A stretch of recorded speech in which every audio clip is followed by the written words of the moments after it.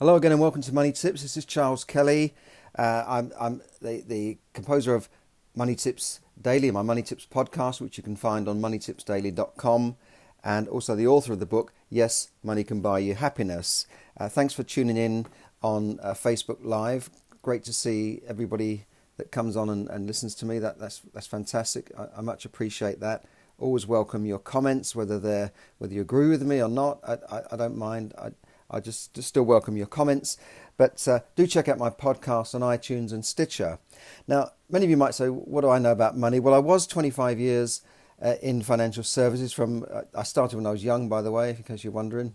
I started when I was very young, and that was where I learned about money. That was really when my proper education started. My school education had finished, and they taught me nothing about money and how to make money, or pensions or mortgages, life insurance. They talked nothing about that. I literally walked in and the guy was talking about pensions and life insurance, and I was thinking, wow, what is all this? What is this stuff? What are shares? What are the stock market? What's the Wall Street? The only thing I knew about Wall Street was this song called the Wall Street Shuffle by 10cc. Do the Wall Street Shuffle, let your money hustle. You can lose your mother, you can buy another. Something like that, anyway.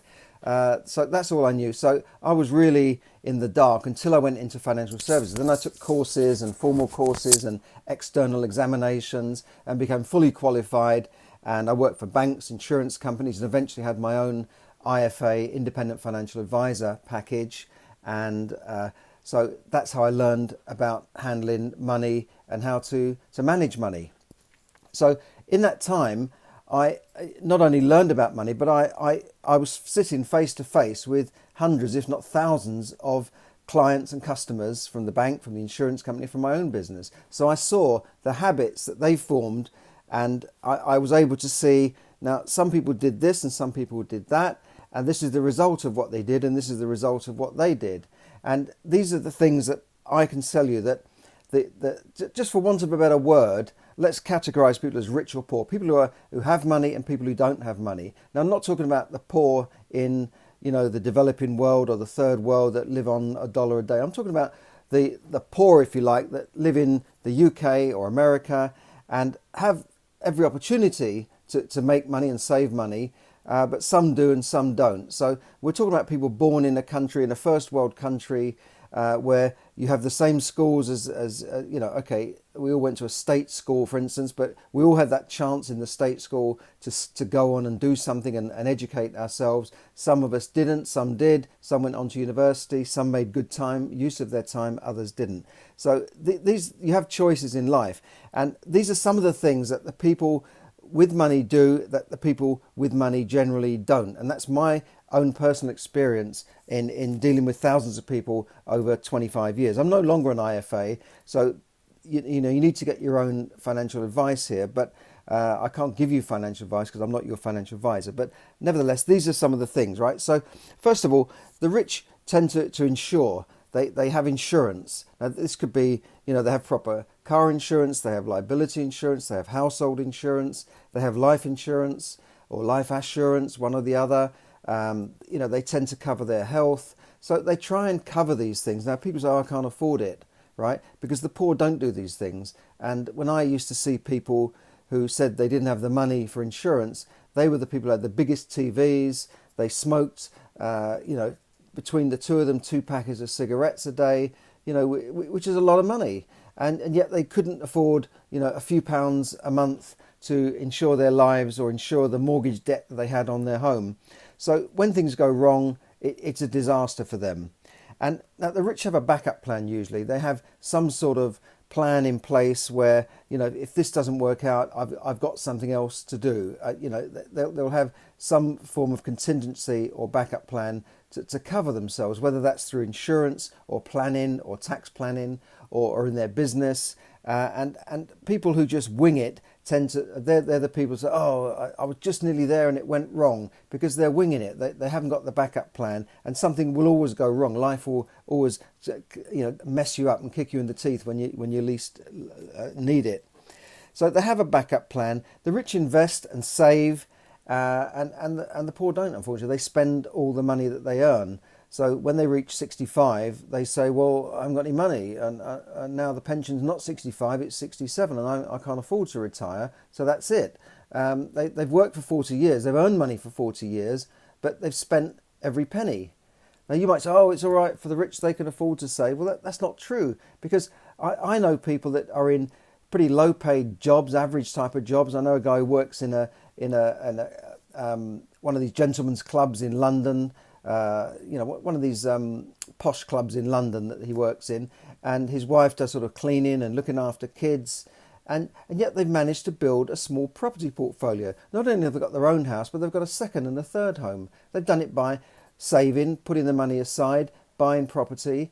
And I know people on average incomes that have got a lot more money saved up than people who earn in big money but have big expenses. So don't tell me you can't save. As again, we're not talking about people, starving in the third world. We're talking about people here that, can get a job, they can do something, they can make something of themselves. They can get courses, they can educate themselves. Normally, a lot of these courses are free. So you've got every opportunity here. And as long as you're fit and able, why not? You've all got the same opportunity, the same amount of hours in the day. So what I've found is, I'm not talking about super rich. I'm talking about people that have got money. It could be people who are just comfortably off or well off or wealthy. But generally, I'm talking about people that I can see from my experience that they've done these things. And they tend to save, they invest, whether it be into shares or to their pension scheme or into property, and they plan ahead. They think, where am I going to be in 20 years' time, 30, 40 years' time? What will I have to live on? How am I going to manage to live? What will I leave behind for my children? Have I planned for inheritance tax? And the Duke of Westminster, who is one of the richest people in the country, they don't plan for the next generation. They're planning 2 and 3 generations ahead.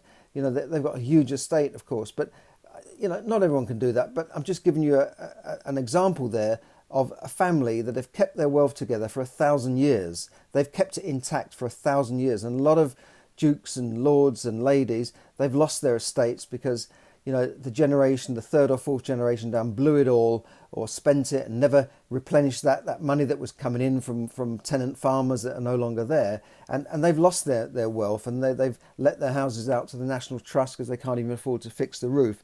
But people like the Duke of Westminster and many others plan ahead.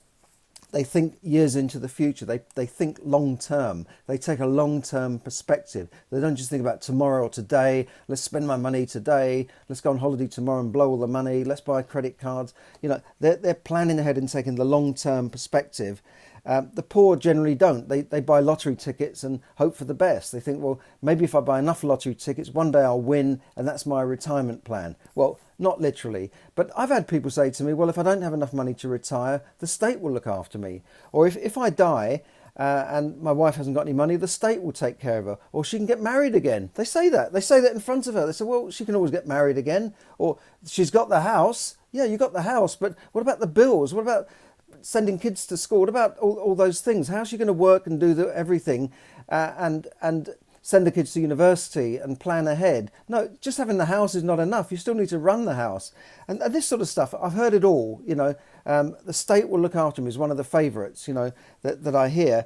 And these tend to come from people with a certain mentality that I tend to be down there all the time, and they'll never lift themselves out of that mentality. That's the state will look after me, the government will take care of it. Why don't the government do something about it?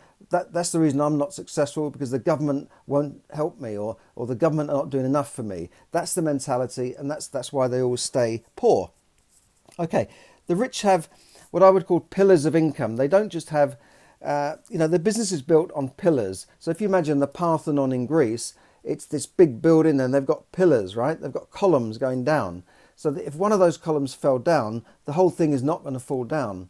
So I've found that successful people and successful businesses will not just be reliant on one client or one form of income or just one product. Generally, they will have multiple streams of products. Now, you can't do it all at once, but you've got to have some sort of contingency. So if you're a company and then you've only got one big client, then you're really at risk. And I remember listening to a story recently by Rob Moore, who now owns hundreds and hundreds of properties. But in his early days, he built up in the first couple of years a portfolio of 20 properties, but he had a mentor. This is another thing that successful people have. They have mentors, they have coaches, they train. And he went to his mentor thinking, I've done really well. And the mentor just tore him apart and said, well, what if the legislation changes? Well, I don't know.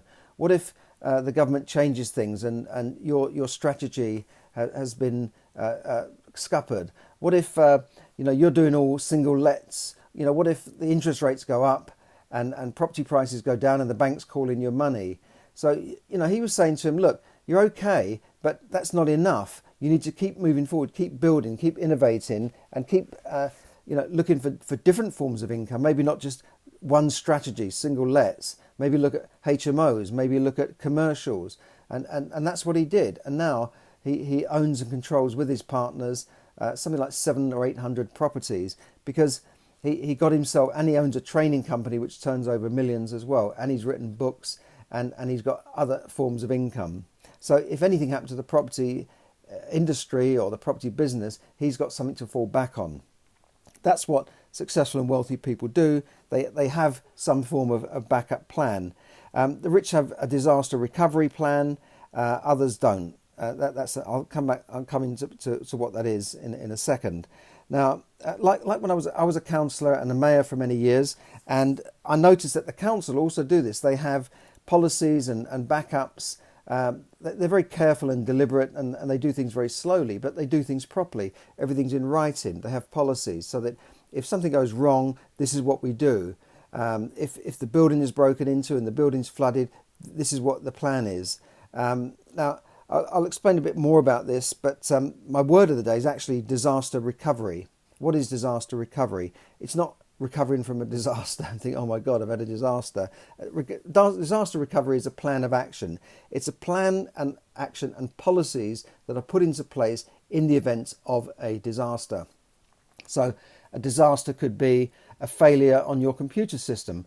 If your business is in your computer and you've got no backup, or you do a backup every now and again, you're asking for trouble, because if your hard drive fails, what are you going to do? What's your disaster recovery plan? You don't need to be at NatWest Bank to have a disaster recovery plan.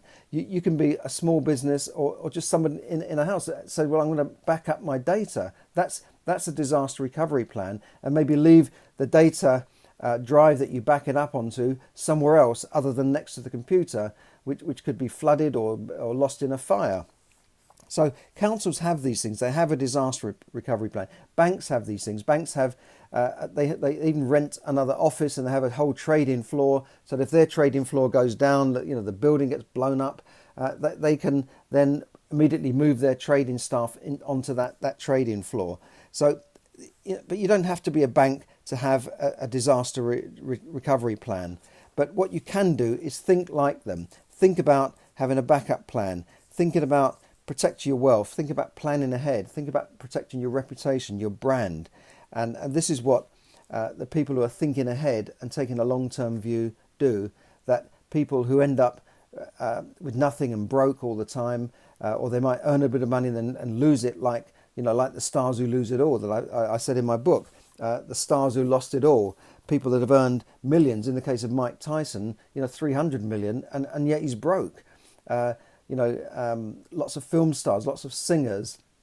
Michael Jackson was almost broke when he died. He was down to his last few million after earning hundreds and hundreds of millions. Elvis Presley spent nearly all his money. It was Priscilla that built up the estate again. Same with John Lennon, and lots of other stars. If you look at them, they can earn many, many millions, but if they don't look after their money and plan ahead and pay their taxes and think about what they're going to do to invest their money, they can soon just spend it all away. It's very easy. Nicolas Cage is another one. Robin Williams, had multiple award-winning movies, and yet when he committed suicide, he was trying to sell his ranch. He was really down on his uppers. Nicolas Cage is another one. Earned so much money and just blown it all.